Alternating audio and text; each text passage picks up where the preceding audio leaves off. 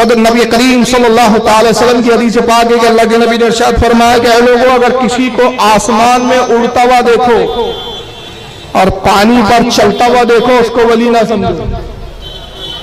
किसी को आसमान में उड़ता हुआ देखो, पानी पे चलता हुआ देखो, उसको वली ना समझो तब तक कि जब तक ये ना देख लो कि मेरी सुन्नतों पर अमल पैरा है या नहीं। अगर मेरी सुन्नतों का आमिल है, मेरी सुन्नतों पर अमल करने वाला है, तो उसको वली जानो। और देखोगे मेरी सुन्नतों को तर्क करता है, मेरी सुन्नतों को छोड़ देता है, मेरी सुन्नतों पे अमल नहीं करता, तो याद रखो कि वो कोई शोबेबाज है, वो अल्लाह का वली नहीं हो सकता। तो पता चला कि विलायत शरीयत पर अमल का नाम है। सरकार गौसे आजम फतुलगाम में फरमाते, ए अजीज, करामत मत देख, इस्तिकामत देख। करामत विलायत का मयार नहीं है, बल्कि विलायत का मयार क्या होता है? इस्तिकामत, मजबूती, तकवा, परहेजगारी। लेकिन आज हमारी कैफियत क्या है? हमारे नजदीक वली कौन? वली वो होता है कि जो इधर हाथ डाले तो अंगूठी निकाल ले, इधर हाथ डाले तो संतरा निकाल ले। संतरा निकाल दिया, बहुत बड़े पहुंचे हुए वली है।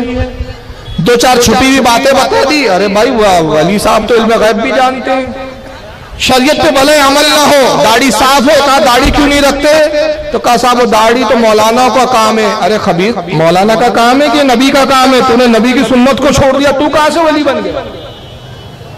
मौलाना रूम फरमाते, कारे शैतान कुनत नामश वली गर ई वली लानत बर वली। काम शैतान के करता है और बोलता मैं अल्लाह का वली हूं। अगर इसी का नाम विलायत है तो इसी विलायत पर हजारों लानतें और फटकार। बेशक बेशक। तो विलायत शरीयत पर अमल करने का नाम है। हजरत सैयदना जुनैद बगदादी रहमतुल्लाह अलैह, कौन है ये? गौसे पाक के दादा पीर है, वो फरमा रहे हैं। और उसको लिख कौन रहे हैं? हजरत मोहम्मद बिन अबी बकर, जिनका मशहूर नाम फरीदुद्दीन अत्तार रहमतुल्लाह अलैह, 627 हिजरी में जिनका इंतकाल हुआ, 627 जिनकी विसाल की तारीख है। तस्करतुल औलिया सफ़ा नंबर 212 पर जुनैद बगदादी रहमतुल्लाह अलैह का कौल नकल करते फरमाते कि सूफी वो है, अल्लाह का वली वो है जो अल्लाह रसूल की इस तरह इताअत करे कि एक हाथ में उसके कुरान हो और दूसरे हाथ में हदीस रसूल हो। अंगूठिया ना हो, क्या हो उसके हाथ में?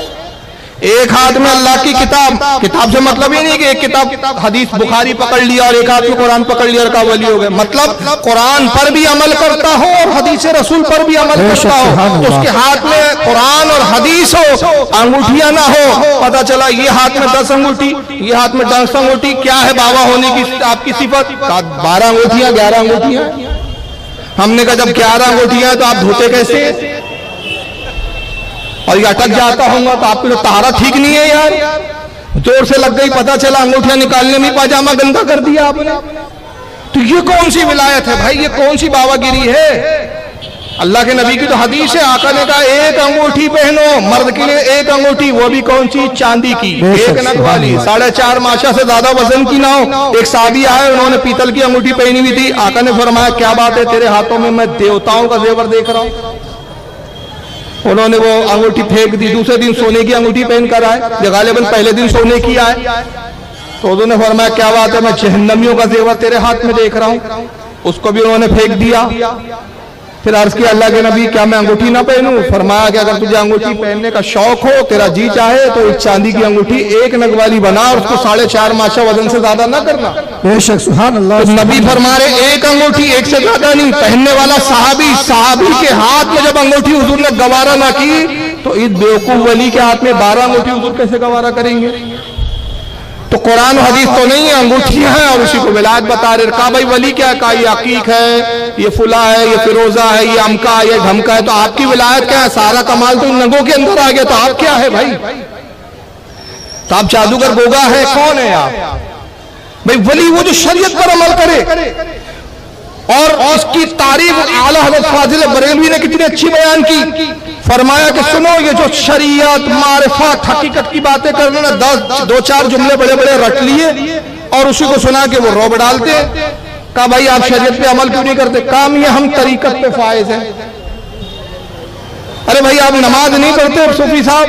कहा भाई हमारी नमाज तो अर्श आजम पर हो जाती है, खाने काबा में हो जाती है।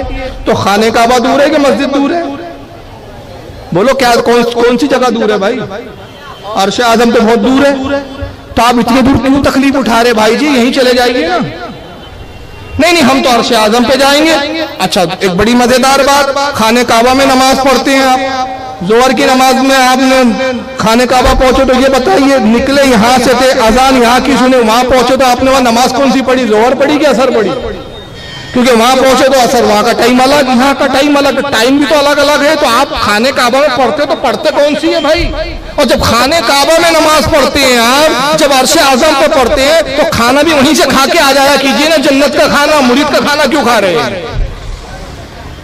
तो ये सब शोबेबाजी, ढकोसलेबाजी। आला हज़रत फरमाते हैं कि हकीकत कहते किसको है, मारिफत क्या है? फरमाते हैं शरीयत रास्ता है। शरीयत क्या है? रास्ता है। तरीकत सवारी है।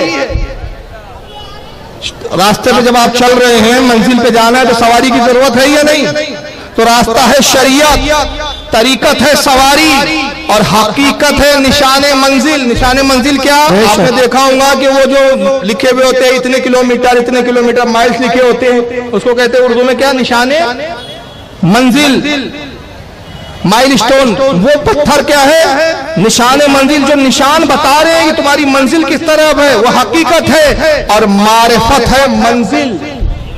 तो मारिफत की मंजिल पर जाना है तो सवारी भी चाहिए, मंजिल का पता भी चाहिए, और इन सब चीजों पे चलने के लिए रास्ता चाहिए। और रास्ता शरीयत है। तो जब तक इस रास्ते पे चलोगे नहीं तो मंजिल तक पहुंचोगे कैसे?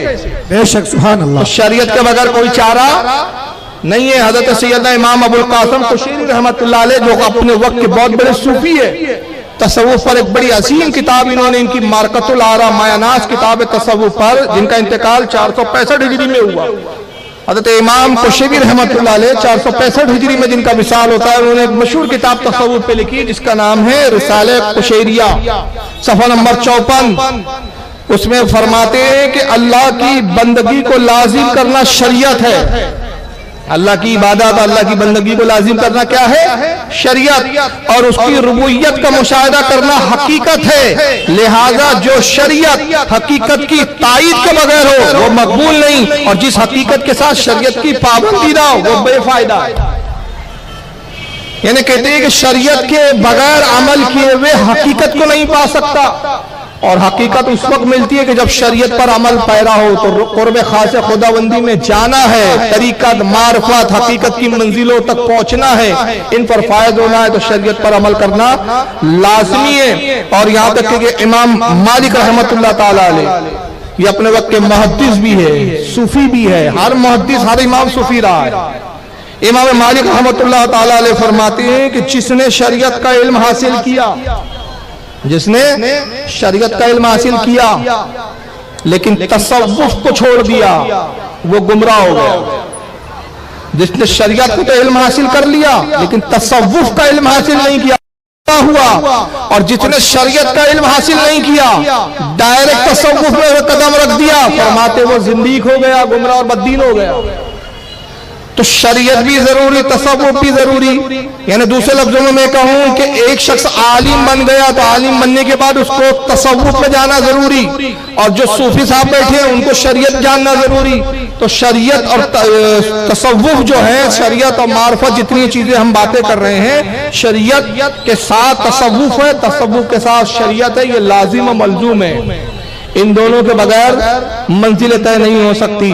और आला हज़रत फाज़िल बरेलवी रज़ियल्लाहु ताला अन्हु फतावे अफ्रीका में इमाम मालिक रहमतुल्लाह अलैह और बहुत सारे बुजुर्गों का कौल नकल करते हैं कि हमारे बुजुर्गान दीन फरमाते हैं कि जो जाहिल सूफी हुआ, शरीयत का इल्म हासिल नहीं किया, जाहिल है मुतलक, शरीयत जानता नहीं, और डायरेक्ट सूफी और तसव्वुफ की राह में कदम रख दिया, तो फरमाते हैं कि उसकी हालत ये होती है कि शैतान उसके नाक और मुंह में लगाम डाल देता है, जैसे किसी जानवर के लगाम डाली जाती है, गधे और बैल और गाय के जो मुंह में लगाम डाल दी जाती है, घोड़े के मुंह में लगाम डाल दी जाती है, इस तरह शैतान उसके नाक में नुकेल लगाम डाल देता है और अपनी मर्जी से जिस तरफ चाहता है उसको हाँकता है। तो शरीयत के बगैर तरीकत पे फायद नहीं हुआ जाता। लेकिन आज तरीकत किस चीज का नाम है हमारे यहाँ? जितना खिलाफे शरीयत बात करोगे उसको तरीकत बोलते हैं हमारे यहाँ। जितनी बेअमली होंगी उसको हम मारिफत कहते हैं, और जितनी ऐश और इशरत की जिंदगी हो कहते हैं हम हकीकत के मंजिल पर फायद। लेकिन हकीकत मार्फत क्या है, इसको बड़े बेहतरीन अंदाज में हजरत शेख फरीदुद्दीन गंज शकर रहमतुल्लाह ताला अलैह उनकी मलफूजात में खुद फरमाते, गरीब ने हजरत शेख फरीदुद्दीन गंज शकर रहमतुल्लाह अलैह के बाद एक शख्स आता है और आने के बाद अर्ज करता है कि हुजूर मैं एक मसला पूछने आया हूँ। फरमाया पूछो क्या मसला है? कहा हुजूर मसला यह है कि ज़कात मुसलमान पर कितनी फर्ज है। हज़रत शेख फरीदुद्दीन रहमतुल्लाह अलैह ने फरमाया ये बताओ कि तुम्हें शरीयत की ज़कात बताऊं कि हकीकत की ज़कात बताऊं कि मारिफत की ज़कात बताऊं? कहा हुजूर तीन ज़कातें कहां से हो गई? हुजूर ज़कात तो एक ही है, ज़कात है। फरमाया नहीं, हम सूफिया के नजदीक तीन ज़कातें हैं। उलमा के नजदीक ज़कात एक ही है, लेकिन हम सूफिया के नजदीक तीन ज़कातें हैं। तो कहा हुजूर तीनों ज़कातें बता दे कि ये तीन कौन सी ज़कात है। तो फरमाया सुनो, शरीयत की ज़कात ये है कि अल्लाह ताला अगर तुझे 100 रुपया दे तो 97.5 रुपये अपने पास रख, 2.5 रुपया अल्लाह की राह में खैरात कर, 2.5% निकाल ली। शरीयत की ज़कात है। हकीकत की ज़कात यह है कि 2.5 रुपये अपने पास रख और 97.5 रुपये अल्लाह की राह में दे दे। और मारिफत की ज़कात यह है कि कुछ भी न रख, सब कुछ अल्लाह की राह में लुटा दे, खर्च कर दे और फिर अल्लाह पे तवक्कल करके बैठ जा। ये मारिफत की ज़कात है। तो सब कुछ कुर्बान कर देना और सिर्फ अल्लाह की तरफ लौ लगाना, ये मारिफत है। अल्लाह की राह में खर्च कर देना और अपने लिए कम रखना, दूसरों के लिए ज्यादा पसंद करना, ये हकीकत है। और शरीयत क्या है? जो अल्लाह ने नाफिज किया मुसलमानों पे कि ज्यादा तुम रखो, थोड़ा बहुत निकाल दो, ये शरीयत है। तो अगर आप वाकई सूफी है और हकीकत और तरीकत की बातें कर रहे तो होना यह चाहिए कि 97.5 रुपए लोगों को दीजिए, 2.5% खुद रखिए, मगर सबसे ज्यादा माल इन्हीं के पास।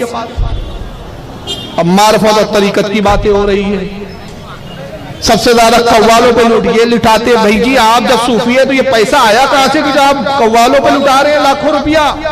तो सबसे बड़े दुनियाबाज तो आप हो गए साहब, सबसे बड़े दुनिया के जानने वाले तो आप हैं। तो पता चला कि ऐसे वली नहीं होते। वली कौन होते? शरीयत पर जो अमल पैरा हो। और शरीयत तो छोड़िए, सूफिया इकराम वो होते जो सिर्फ शरीयत पर अमल नहीं करते बल्कि तकवा और परहेजगारी पर, जहां शरीयत के हुक्म होते उससे भी बढ़कर वो अहकामों को बजा लाते हैं, तब वो मारिफत और हकीकत की मंजिलों में कदम रखते हैं।